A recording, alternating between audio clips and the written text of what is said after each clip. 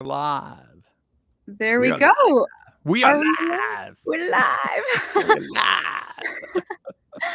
Hi, Steve. Hey, Hannah, how you doing? Good to see you. Good to see you. And come on in, everybody. Happy Yeah. Monday night. Happy Monday night is right. Yeah. I got my Eagles playing tonight. My Philadelphia Eagles are playing. Let's see if they can snap back. They've have a 2-game losing streak, unfortunately, but alas. Well, if anybody wants to know some behind the scenes stuff about Steve, he's really been into baseball, which has been very fun. Right? And And football too. football. Yeah, both. Yeah. Yes. Yeah. Super. We've been going to games more with my boys, and it's been a lot of fun. Oh, so fun. The American game. So The American game, that's correct. Yeah. Well, come on in, everybody. Hello, hello. My name's Hannah. I'm your Insiders Club hostess. We are starting on YouTube and Rumble tonight for our Monday night live stream. Got lots to talk about here. So if you are here in the studio with us as an Insiders member, you can ask a question. Just make sure you put the word question in all caps and then ask us your question. We'll get to some of those. And if you're not an Insiders member and want to support what we're doing, if you want to stay in touch with us in case something happens, please, please, please click the link in the description. Join our movement by just putting your name and email in, and we'll be in touch with you. And then if you feel inclined to join our Insiders Club, you can come behind the scenes with us here. So just click that link in the description. But Steve, so many good things happening. I feel like I'm in Alice in Wonderland. This is an upside down world. How is it that people like Fetterman and crooked Katie Hobbs are being more conservative than 80% of the Republicans out there? I mean, it's astonishing stuff, but it's very good news indeed, and we're going to see why. Yes, this is remarkable. We were talking earlier about this, and it's like, am I reading this headline right? Believe me, when we were thinking of talking about Fetterman today, my initial reaction was no, it's too good to be true. No, give me a break. He's just posturing or whatever. The more I dug into what this guy has been saying over the last several weeks and why he's been saying it, and what the far left is now saying of him, they're totally disavowing it. The far left is totally disavowing Fetterman. Something's going on here.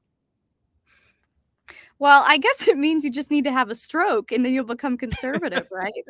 Is that the new? You can finally see reality. That's right. If you're a liberal, like a progressive, yeah. Right? Yep. Well, let me show y'all the video that went viral today that really made people question Fetterman. Here it is. Let's see what you guys think. Put it in the chat. On the roof of my home right here in Braddock, Pennsylvania, right across the street from the Edgar Thompson plant. And I just have to say it's absolutely outrageous that they have sold themselves to a foreign nation and a company. Can't do that. Steel is always about security as well too. And I am committed to doing anything I can do from using my platform or my position in order to block this. And I'm going to fight for the steel workers and their union way of life here as well too. And we cannot ever allow them to be screwed over or left behind. Yeah. Amazing. Yeah, this sounds like Trump America First policy, if I'm hearing that right. That's exactly what it is. It's especially linking our industrial base to national security.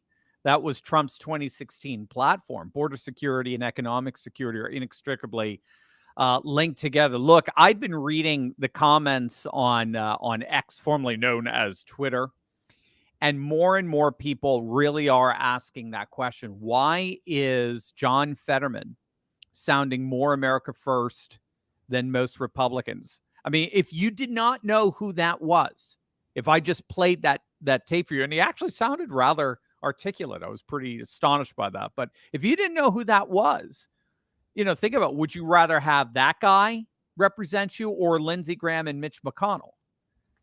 I mean, you're absolutely right, Hannah. What you just saw there was America First populism. That was America First populism. Now, he doesn't have the whole package yet. He doesn't have the traditionalism, the moral traditionalism yet. He'll have that. It doesn't seem to have the cultural commitment. But again, sanctification is progressive, right? A good progressive. Our industrial base is a national security issue.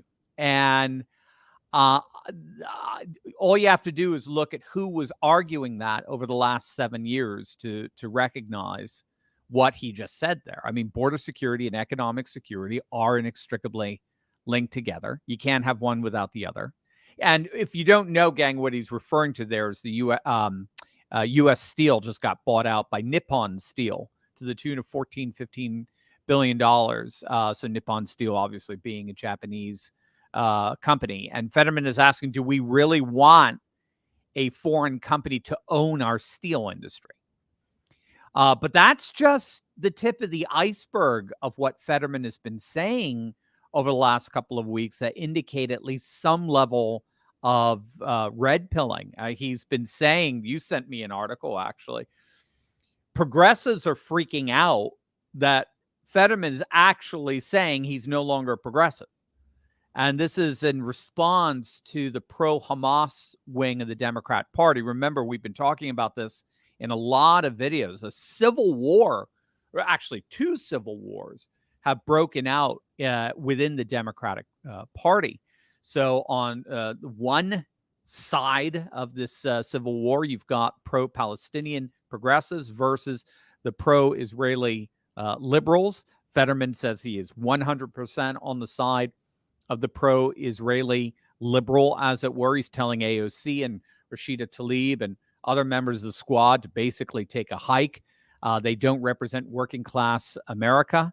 And then on the other side, of course, you've got this civil war that's happening in urban America, where particularly Blacks and Latino citizens are pushing back against this wave of illegal migrants that are coming into the cities by virtue of people like Greg Abbott, the governor of Texas, who's been sending these migrants to cities like New York and Chicago and San Francisco. And so what you're seeing now is this massive tension, between people like the New York Mayor Eric Adams and Joe Biden, or you're seeing this incredible tension of Brandon Johnson, the Chicago mayor, who's embracing the migrants. And so you're seeing his left-wing Democrat constituencies actually warring back against him, saying, wait, you represent us, not them. It's us first, not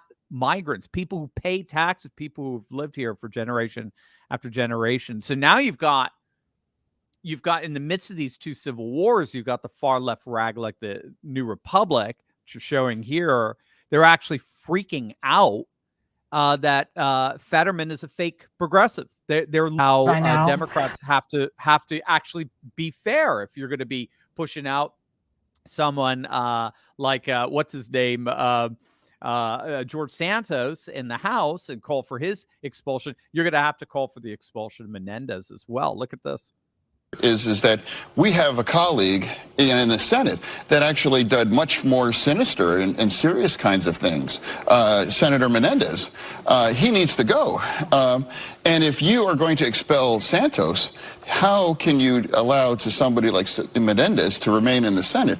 And, Santos's kind of lies were almost, funny. And he, landed on the moon and a guy kind of stuff. Whereas, I think, Menendez, I think, is really a senator for Egypt, not New Jersey. So I really think he needs to go. And especially it's kind of strange that if Santos is not allowed to remain in the House, someone like that. Yeah. Are you, though, uncomfortable with the fact that there hasn't been an adjudication, that while he's been charged, there hasn't been a conviction? With Menendez. I am. And it's like he has the right for his day in court and all that, but he doesn't have the right to have those kind of votes and things that's not a right. And I think we need to make that kind of decision to send him out. Unbelievable. Absolutely unbelievable. So, yeah, I mean, I think you're seeing something happening here. Now, we'll obviously keep an eye on how this develops. But, I mean, when you're seeing Eric Adams, Katie Hobbs, John Fetterman, acting in many respects more Republican, demanding more border security, tying together our steel industry with security, defending the working class in a way that these idiot Republicans don't even think about. I mean, it's pretty stunning stuff. So what I would say, get elected in Israel today on a package with the Palestinians, two-state solution, going back to 1967 borders and so forth. That is DOA in Israeli politics. Nobody holds to that anymore. Nobody. It doesn't matter if you're left or you're right. Now, that was the Likud position. It was so-called far-right position, a one-state solution. You keep your post-1967 borders intact. Palestine has to be a province within Israel. It's not going to be a sovereign nation. They were considered hardliners back in the day. Today, now, even the far left in Israel holds that view. The right-wing view of border security has become pre-political in Israel. It's become or meta-political. You can't win office at any level without embracing this right-wing position. That's becoming more and more common throughout Europe today, where so-called far-right views of border security and refugees and migrants and immigration and so forth, that's even being held now by far-left parties like Die Linke in Germany, which literally means the left. They're a hangover from East German communism. So what we seem to be seeing here, at least in these examples of Fetterman, Eric Adams, and Katie Hobbs, we seem to be seeing an America First populism actually becoming the accepted default position in American politics. And if you don't hold that position, don't expect to win certainly any big office or national office. But again, what we're seeing is Arizona, Katie Hobbs, and Pennsylvania for John Fetterman. And then even Eric Adams, he's extremely unpopular in New York City now as migrants taking over 50% of hotel vacancies. I mean, this is all of the open border migrant crisis. It's causing more and more Democrats to openly embrace Trump's border policies. Let that hit you. And then when you bring in the Israeli-Hamas war and the fallout with progressive Palestinian advocates in the Democratic Party versus more liberal Israeli advocates, you're seeing more and more Democrats reject wokeness altogether. So all of this is to say that I think wokeness and open borders are being increasingly rejected by the left, which means that we may be seeing a super majority coalition forming around some core issues where Trumpist positions are now the default position of American politics. It's fascinating stuff. In other words, you don't win office without adopting these twin Trumpist positions.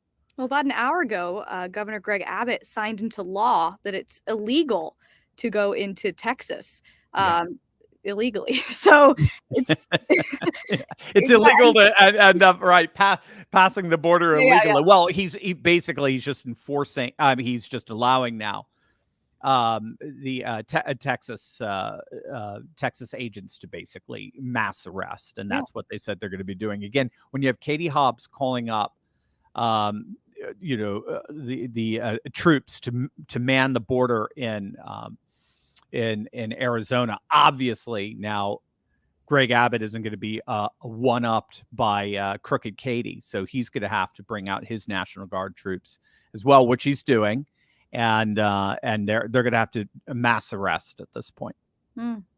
Well, we've got lots to get into tonight here, of course, other than Fetterman. If you've got questions, Insiders members, go ahead and put them in the chat there with the word question in all caps. If you want to ask Dr. Steve a question and support what we're doing, join our movement. You can click the link in the description there and come on over. Even if you don't want to ask a question, just put your name and your email in, and that will make sure that we keep in touch no matter what happens here. As you guys know, we are demonetized on YouTube. Who knows what's going to happen next? It's really, really important that we stay in touch. So please go put your name and your email in there. I do want to say, Steve, a lot of the comments here, as I'm looking over them, a lot of people seem to think that Fetterman is a double, or there's something odd going on. Like, why do you think that theory has just become so prevalent? Oh, because we know. I mean, Vivek talked about entrapment and the like. We know they're nefarious forces at play inside DC by all means. No, like I said, we're going to have to keep an eye on this. We'll have to see how it develops. This is just one possible interpretation, and we'll see over time. But again, I think Fetterman is part of Pennsylvania. Pennsylvania, in every single poll out there right now, is swinging way to Trump. And he knows that Trumpist nationalist populism, America First populism, is the reigning paradigm there, and he better get with the program, or he might get kicked out. Well, I want to talk about a couple other things, including Biden polls, but just for you Insiders members, we are going to be going over our boycott and boycott stuff tonight.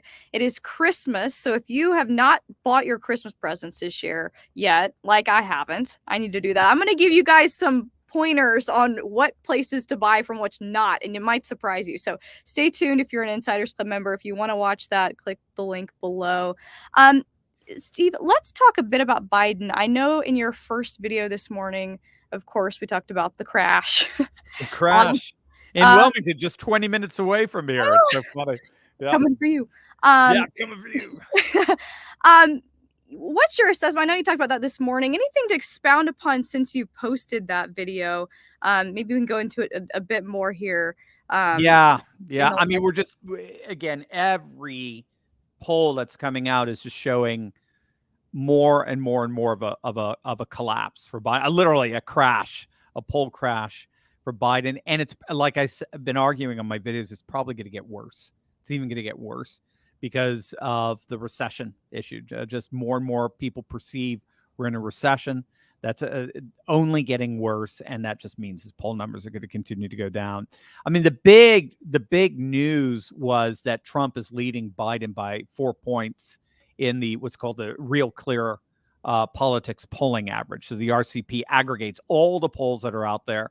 Trump is beating Biden now by 4 points. When you put Bobby Kennedy and other third-party candidates included into that, Cornel West and so forth, the lead jumps to over 5 points. So it's obviously more crowded field is benefiting Trump.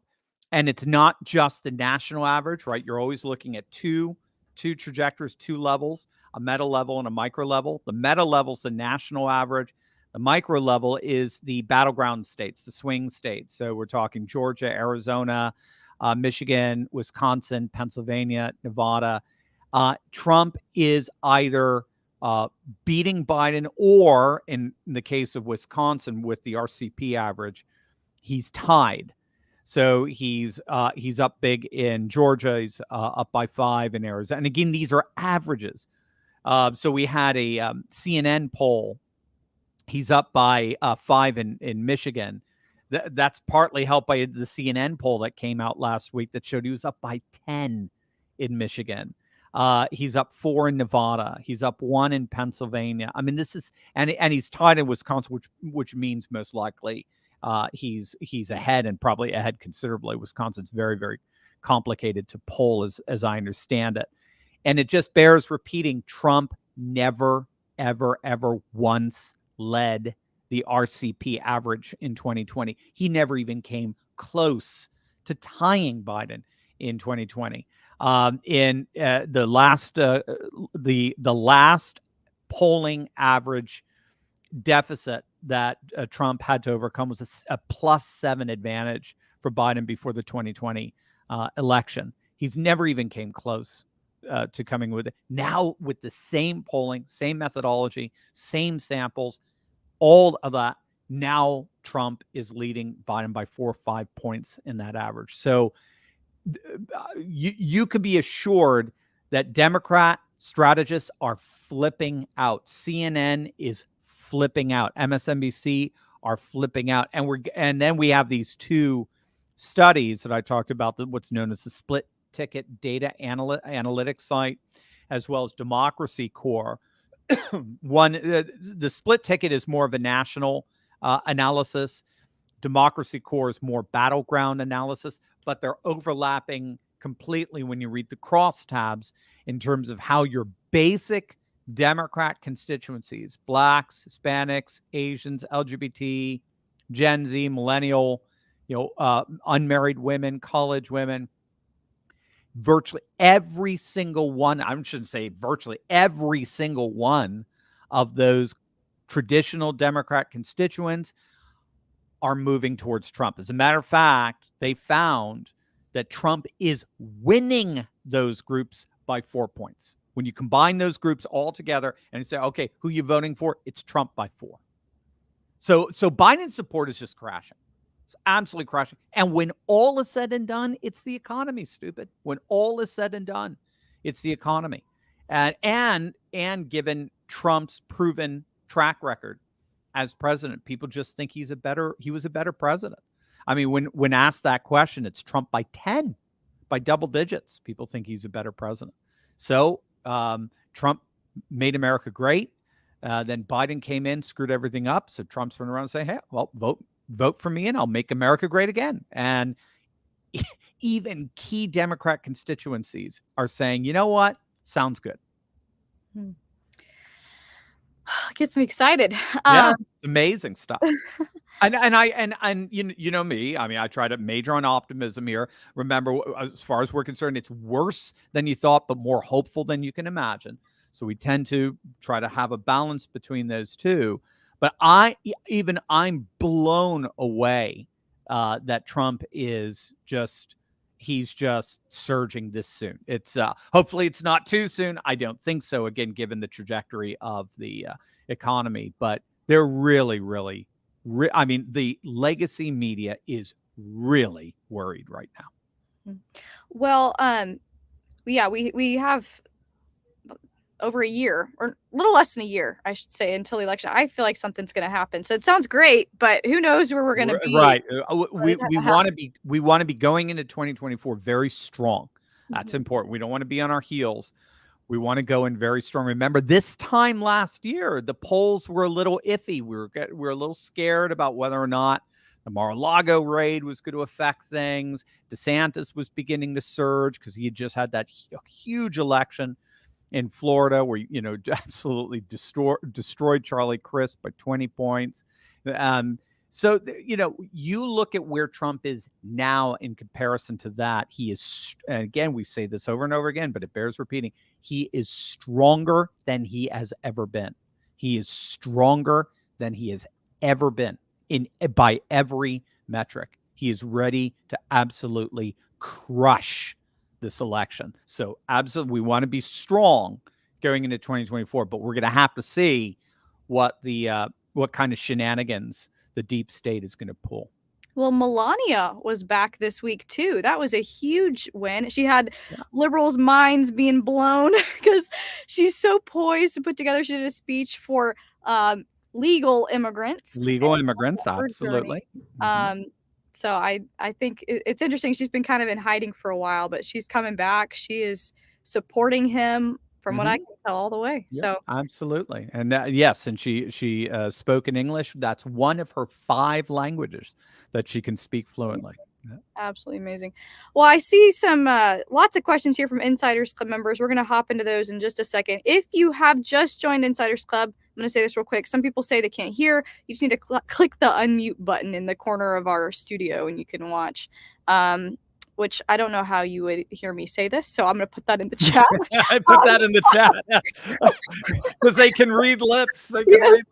There you go. You got closed captioning or something. That reminds me. What was it? Norm Macdonald. I forgot. He had some joke about a deaf actress, and he said, I understand. The only way she can communicate well, this is years ago, but the only way she reads lip. And I just got to tell you, I really didn't like that part she played, So anyway.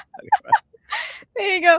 Well, every Monday night, everyone, we go through the boycotts and boycotts of the week. It's really important that everyone's educated on how to vote with their dollar. So if you want to come join us and talk about that, but more than that, join us and support our movement. We all are in this together, and 2024 is going to be crazy. Who knows what's going to happen here? So again, I said this earlier, please put your name and your email in the link in the description so that we can keep in touch with you in case something happens. It's vitally, vitally important.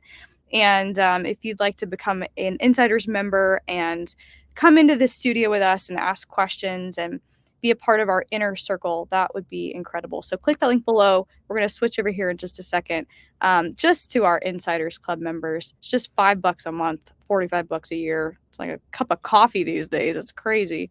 But Steve, any words on that? Anything before we switch over just to our Insiders Club members? Well, I mean, so you're mentioning the boycott and the boycott updates. We do that every week because we really believe in building the parallel economy. That's what our major emphases in our Insiders Club. So if you want to network with literally thousands of patriots all over the world in a way that big tech can never ever interrupt, this is it. This is the opportunity you've been waiting for. Just click on that link below. Sign up for the Insiders Club, and you are going to love the fellowship that you have, again, with patriots all over the world. We're an international movement. The parallel economy is international by definition.